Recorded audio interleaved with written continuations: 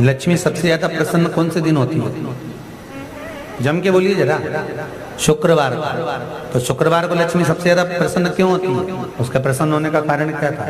लक्ष्मी जी के दो भाई थे, दोनों की शादी नहीं हो रही थी, दाता और विधाता, दोनों का विवाह नहीं हो रहा।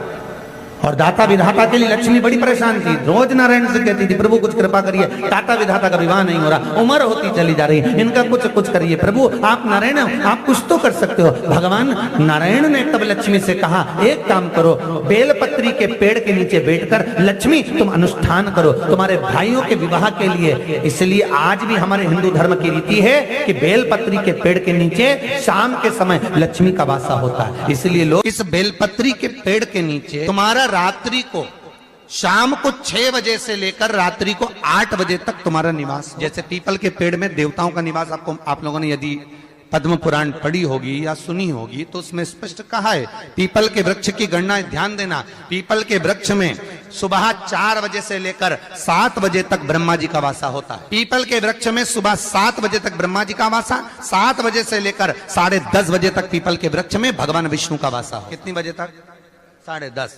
10:30 से लेकर 11:30 12 बजे तक पीपल के वृक्ष में पितरों का वासा होता है। इसलिए हमारे यहाँ पितरों को श्राद्ध पक्ष में जो भोजन कराया जाता है वो 10:30 से 12 के बीच में कराया। 12 बजे के बाद पीपल के वृक्ष में दोपहर के 1:30 बजे तक आहूतों का वासा रहता है। आहूत कौन? जो गर्भ में शांत हो गए, जो कुंवारी अवस्था में शांत हो गए, जो जन्म लेने के बाद उनका विवाह नहीं हुआ और शांत हो गए, उन आहूतों का वासा उस पीपल के वृक्ष में दोपहर में 1:30 बजे तक रहता है।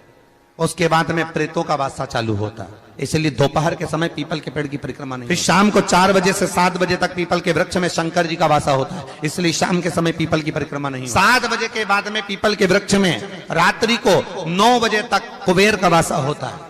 फिर 9 बजे के बाद में प्रेतवास चालू होता है। उसी तरह बेलपत्री का जो वृक्ष है, उस बेलपत्री के वृक्ष के नीचे रात्रि को 8 बजे से लेकर 12 बजे तक बेलपत्री के पेड़ के नीचे कुबेर का निवास होता है। महाराज कुबेर का निवास। प्रयास करा करो किसी बेलपत्री के पेड़ के नीचे हम दीप लगाएं, घी का दिया। यदि संपदा की कमी हो तो, अगर भगवान ने खूब संपदा दी है तो भले मत लगाओ, कोई दिक्कत। महामृत्युंजय मंत्र का यदि आप जाप करते और आपको मालूम पड़ गया कि शरीर में मुझे ये रोग हो गया है, मुझे शुगर हो गया है, मुझे बीपी हो गया है, मेरा ब्लड प्रेशर ऊंचा नीचा रह रहा है, कोई भयंकर रोग, मेरे रिश्तेदार को कोई कैंसर जैसा रोग हो गया, किसी को कोई थायराइड हो गया, किसी को कोई किडनी और लीवर में सूजन हो गई, किसी को कहीं किडनी और लीवर में तकलीफ हो गई, तो शिव महापुराण की कथा कहती है, नवग्रह शिव महापुराण की कथा कहती है कि बेलपत्री के वृक्ष के नीचे महामृत्युंजय मंत्र का जाप जो शुक्रवार की शुक्रवार घी का दिया लगा कर करता है, उसके रोग बाबा देवाधिदेव महादेव समाप्त करते चले जाते हैं। ये संजीवनी मंत्र शुक्रवार के दिन भगवान शंकर को शुक्र को दिया था, इसलिए उसको शुक्रवार के दिन बेलपत्री के वृक्ष के नीचे बैठ घृत का दिया लगाकर शरीर में जो रोग है उसका स्मरण कर कर शंकर जी से विनय कर कर, हे भोलेनाथ आपने शुक्र देवता को संजीवनी मंत्र दिया है, तो क्या आप मेरे को वो मंत्र प्रदान नहीं करोगे? मेरे रोग, मेरी बीमारी, मेरे दुख को आप नहीं हरोगे? शिव से कहो ये शरीर आपने दिया है और भजन करने के लिए दिया है, स्मरण करने के लिए दिया है, कीर्तन करने के लिए दिया है, तो संभालोगे भी आप। और बेलपत्री की ओर मुख कर कर घी का दिया लगाकर महामृत्युंजय मंत्र का स्मरण कर लेने पर धीरे धीरे धीरे धीरे धीरे धीरे वो रोग समाप्ति की ओर। शंकर भगवान को तुलसी नहीं केवल एक बैकुंठ चतुर्दशी के दिन चढ़ती है, वो भी रात्रि के समय पर 12 से 4। शंकर भगवान को तुलसी नहीं चढ़ती। पद्म पुराण कहती है कि शंकर भगवान के मंदिर के बाहर जो तुलसी का वृंद लगाया जाता है, शिव जी के मंदिर के बाहर जो तुलसी का पौधा लगा रहता है या लगाया जाता है, उस तुलसी के पौधे में जितनी मंजरियां लगती हैं, उस मंजरियों में जितने दाने लगते हैं, उतने दाने गिन लिए जाएं और उतने समय का बैकुंठ का वास उस मनुष्य को प्राप्त हो जाता है मृत्यु के बाद। कितना विचित्र बात है, शंकर को तुलसी नहीं चढ़ती, पर शंकर के दरवाजे के बाहर शिव के द्वार पर जो तुलसी का पौधा लगा है, किसी ने लगाया है, किसी ने रोपित करा है, उस पौधे में जितनी मंजरियां लगी हैं, उस मंजरियों में जितने दाने लगे हैं, उस दाने जितने हैं उसको काउंट करा जाए, उसके बराबर उतने ही 1000 वर्षों तक उस जीवात्मा को वैकुंठ का वास मिलता। क्यों? उसकी कथा भी यहाँ पर वर्णन। भगवान विष्णु सामने शंकर के बैठे थे और भगवान शिव ने जब सत्यनारायण नाम रख दिया था, तब भगवान विष्णु शिव से कहते हैं नारायण, भगवान शंकर से कहते हैं भोलेनाथ, त्रिकालदर्शी, कैलाशी, अविनाशी, हे मेरे सारे विग्रह के साथ में लक्ष्मी मेरे साथ में। बहुत ध्यान देना मत, मैं अगर नारायण रूप में हूं तो लक्ष्मी मेरे साथ में, मैं राम रूप में हूं तो सीता मेरे साथ में, मैं कृष्ण रूप में हूं तो राधा मेरे साथ, मैं रंगनाथ रूप में हूं तो गोदा मेरे साथ में लक्ष्मी सदा विराजमान है। पर आज आपने मेरा जो सत्यनारायण नाम रखा है, मैं अपना संग किसको ले?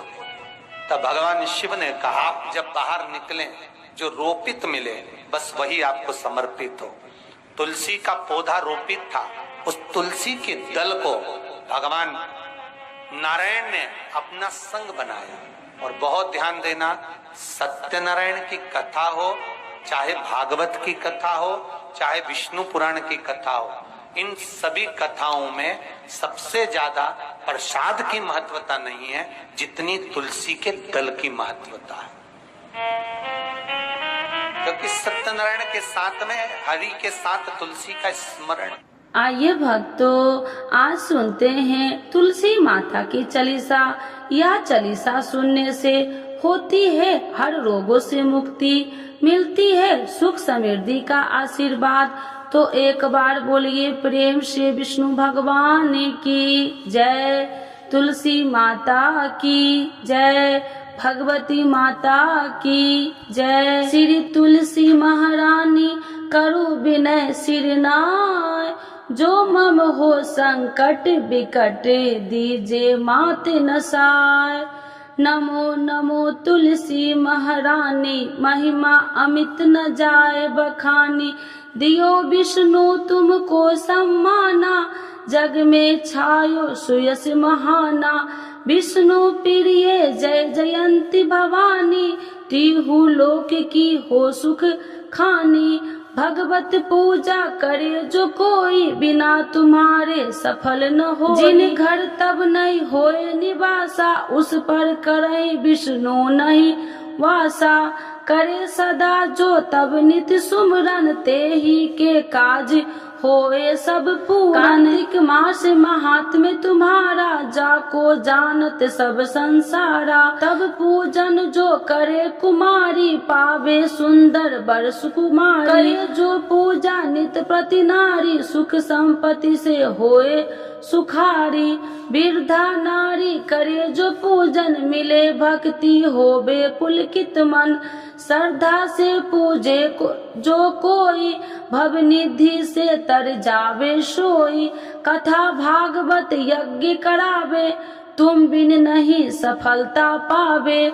छायो तब प्रताप जग भारी, ध्यावत तुम्हि सकल चितधारी। तुम्हि मात यत्र तंत्र में, सकल काज सीधे होवे क्षण में। औषधि रूप आप हो माता, सब जग में तब यश विख्याता। देव ऋषि मुनि और तपधारी, करत सदा तब जय जयकारी। वेद पुराणन तब यश ज्ञाया, महिमा अगम पार नहीं पाया। नमो नमो जय सुख कारिणी, नमो नमो जय दुख निवारिणी। नमो नमो सुख संपत्ति देनी, नमो नमो अख काटन छेनी। नमो नमो भक्तन दुख हरनी, नमो नमो दुष्टन मद छेनी। नमो नमो भव पार उतारिणी, नमो नमो परलोक सुधारिणी।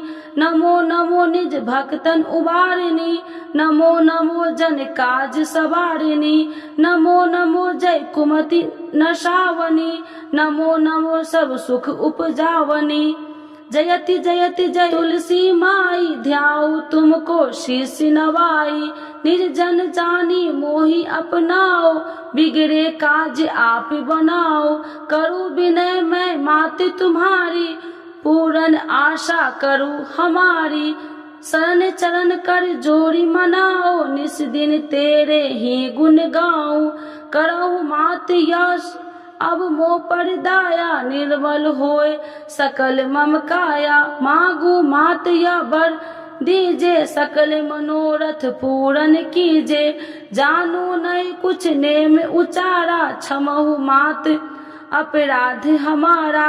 12 मास करे जो पूजा, ताशम जग में और न दूजा। प्रथम ही गंगा जल मंगवावे, फिर सुंदर स्नान करावे। चंदन अक्षत पुष्प चढ़ावे, धूप दीप नैवेद्य लगावे। करे आचमन गंगा जल से, ध्यान करे हृदय निर्मल से। पाठ करे फिर 40 की, स्तुति करे माते तुलसी की। यह विधि पूजा करे हमेशा, ताके तन नहीं रहे कलेशा। करे मास कार्तिक का साधन, शोभे नित्य पवित्र सिद्ध होई जाई। है यह कथा महासुखदाई, पढ़े सुने सो भव तर जाई। यह श्री तुलसी चालीसा, पाठ करे जो कोई। गोविंद सो फल पावही, जो मन इच्छा होई। तो एक बार बोलिए प्रेम से विष्णु भगवान की जय, तुलसी माता की जय, भगवती माता की जय, सर्व देवी देवताओं की जय।